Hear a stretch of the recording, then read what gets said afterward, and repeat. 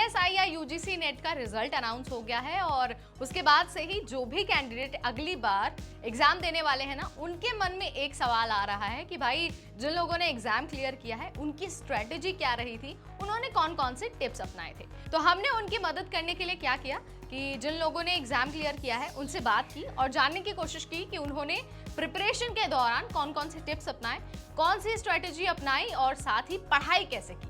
तो अगर आप भी अगली बार नेट एग्जाम में पार्टिसिपेट करना चाहते हैं और जानना चाहते हैं कि आखिर टॉपर्स पढ़ाई कैसे करते हैं ना, तो ये वीडियो फॉर श्योर आपके लिए है। आपको बस वीडियो के साथ बने रहना है और एंड तक इसको स्किप नहीं करना है। तो चलिए शुरू करते हैं।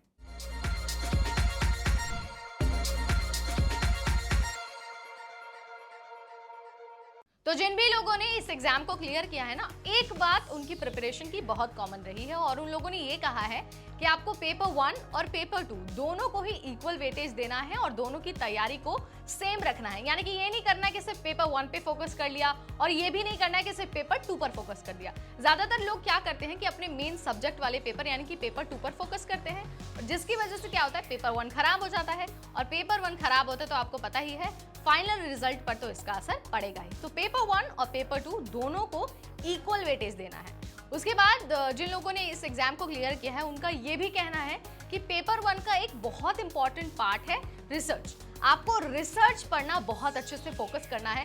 कई बार बहुत सारे सवाल पूछ लिए जाते हैं लेकिन हम इतना इस पर ध्यान नहीं देते और जाहिर सी बात है जब ध्यान नहीं देंगे, तैयारी नहीं करेंगे तो हमारे नंबर भी अच्छे नहीं आएंगे। तो रिसर्च पेपर पर आपको बहुत अच्छे से फोकस करना है। उसके बाद जो क्वालिफाइड कैंडिडेट्स है ना, उनका इस बात पर बहुत फोकस रहा है कि आपको मैथ्स को टेकन फॉर ग्रांटेड बिल्कुल नहीं लेना है।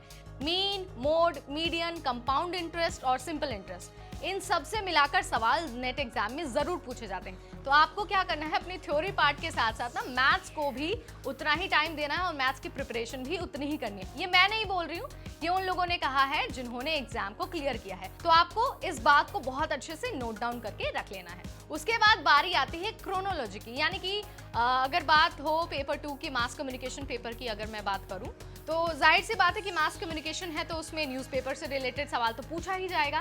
तो उसमें क्रोनोलॉजी पूछी जाती है कि कौन सा अखबार पहले आया, कौन सा अखबार उसके बाद आया। तो आपको ना अपने सब्जेक्ट से रिलेटेड क्रोनोलॉजी बहुत अच्छे से पढ़कर जानी है, उसे समझकर जानी है ताकि आप एग्जाम में ना ब्लंडर ना करें। उसके बाद आपको अवार्ड्स के बारे में बहुत अच्छे से पढ़ लेना है, यानी कि कौन से खेल के लिए कौन सा अवार्ड मिलता है या फिर किस काम के लिए कौन सा अवार्ड निर्धारित है। ये चीज़ें भी ना आपको बहुत अच्छे से पढ़ लेनी है और क्योंकि ऑब्जेक्टिव टाइप क्वेश्चन पूछे जाते हैं ना, तो आपको हर चीज़ की नॉलेज होना बहुत बहुत ज़रूरी है।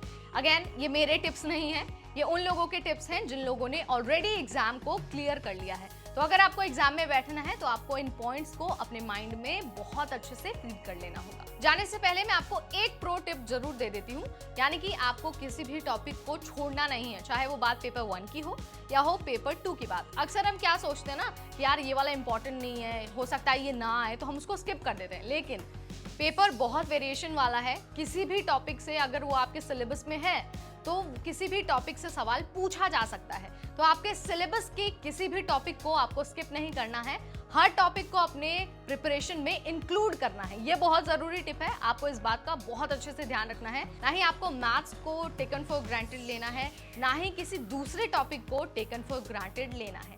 हर टॉपिक को, हर सब्जेक्ट को इक्वल वेटेज देना है और हर चीज को अच्छे से पढ़ना है। तो ये कुछ इंपॉर्टेंट टिप्स हैं यूजीसी नेट एग्जाम के लिए। बहुत सिंपल हैं, ये सुनने में बहुत आसान लग सकती हैं, लेकिन अगर आप इनको फॉलो करेंगे ना तो फॉर श्योर आप अगली बार एग्जाम को एस जरूर कर पाएंगे। अगर आपको ऐसी टिप्स और जाननी है, ऐसी प्रिपरेशन की वीडियोस और देखनी है तो you know exactly what you have to do.